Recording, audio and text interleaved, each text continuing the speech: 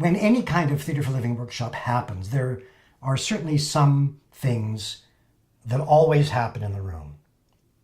We tend to start off in a circle. Introductions happen. In Canada, an acknowledgement of territory happens. That was also happening in New Zealand.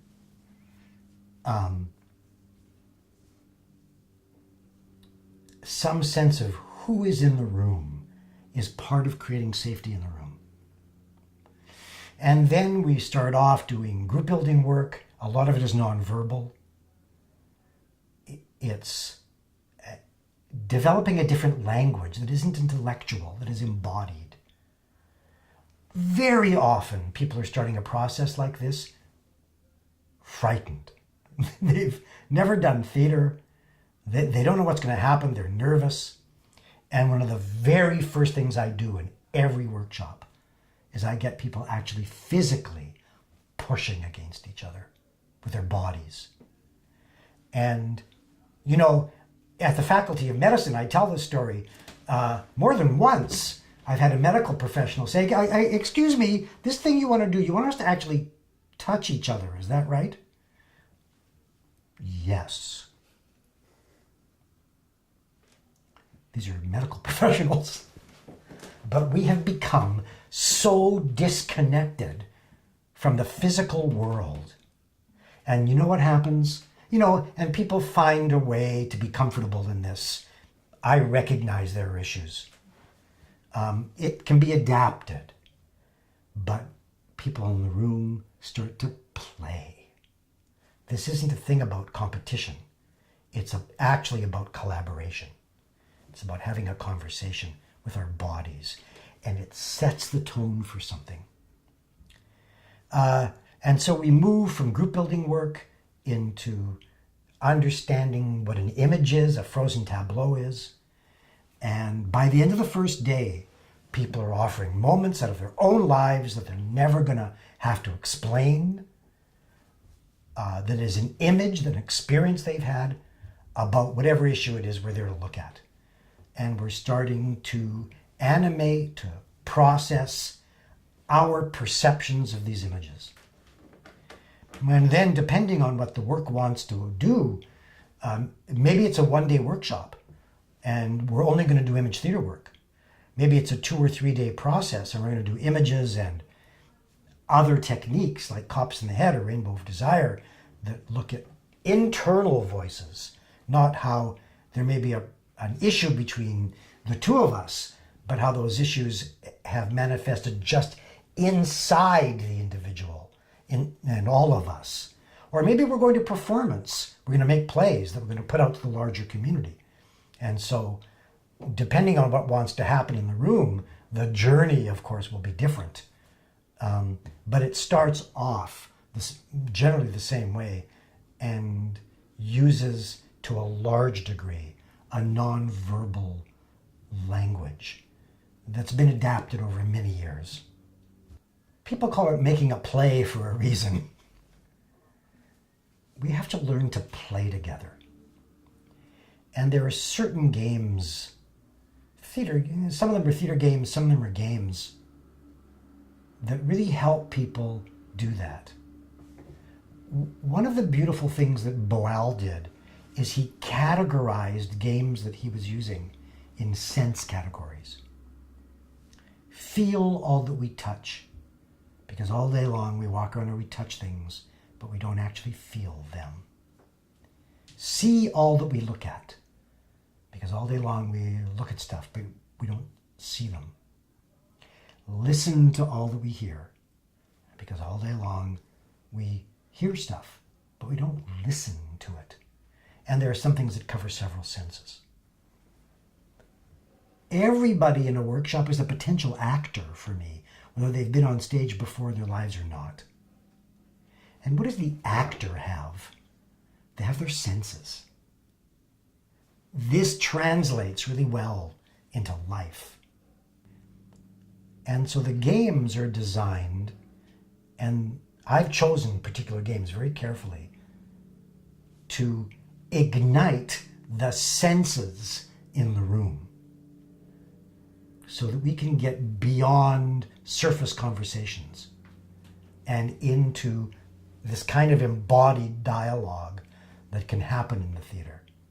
And they're fun. There's a lot of laughter. Now, we enter the realm of the theater where absolutely everything is symbolic. And so we'll do some kind of activity, and I'll say to the participants of the room, okay, we've just done this thing. We've been pushing against each other.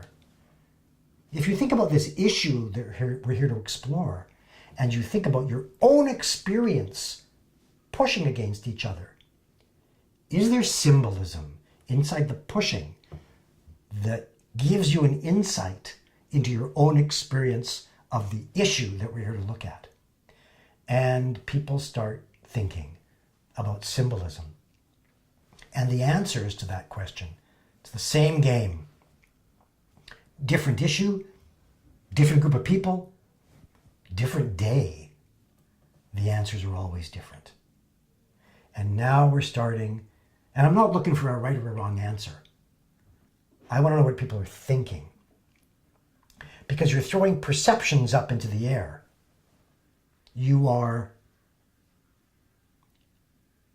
lighting up, awakening the consciousness of the living group. You know, think of it this way. If all a person eats is junk food, their thought processes are going to start to get cloudy. Certainly we know that's true. Nutrition is a real thing. Think about what living communities consume culturally. So much of it is junk food. Is it any wonder that living communities don't have a hard time thinking together at this larger level? And so you want to wake it up. You want to wake up that consciousness. And the games are a lovely vehicle that help do that. I hear this from people all the time. I'm seeing things in a whole new way. Something happens on the bus came here when I was coming here. I've watched that happen 100 times. I saw it differently today. This transforms in tiny ways the world, and the games help us do that. You move into larger, more complicated exercises. Each day has a beginning, a middle, and an end. I think that's really important. Part of my job in a workshop is to keep track of time. Because I think it's disrespectful to finish the day in the middle of something. You want the day to have an ending. And that ending for me, it needs to be a circle at the end of the day, where everybody gets to kind of finish the day, that you take the time to do that. And that every day builds on the previous day. And so that you really are with the group going on a journey together. There's a lot of laughter. There's often tears. We're dealing with really serious things. But you know, when did laughing get good and crying get bad? We need to be able to cry together in the same way we need to be able to laugh together. And that's about being human. And if we have the courage to do that together, if it's a closed workshop, we can do really important exploring just together. If it's going to go to performance, we have the ability to create something that is a true gift to the community, that asks difficult questions, not the easy questions. It's hard work to ask questions that we actually don't have answers to. Because now we're really working on stuff together. And that's work. It's hard work. It takes laughing, it takes crying, it takes courage. It takes going somewhere together, sometimes with our eyes closed, and trusting each other to be on a journey.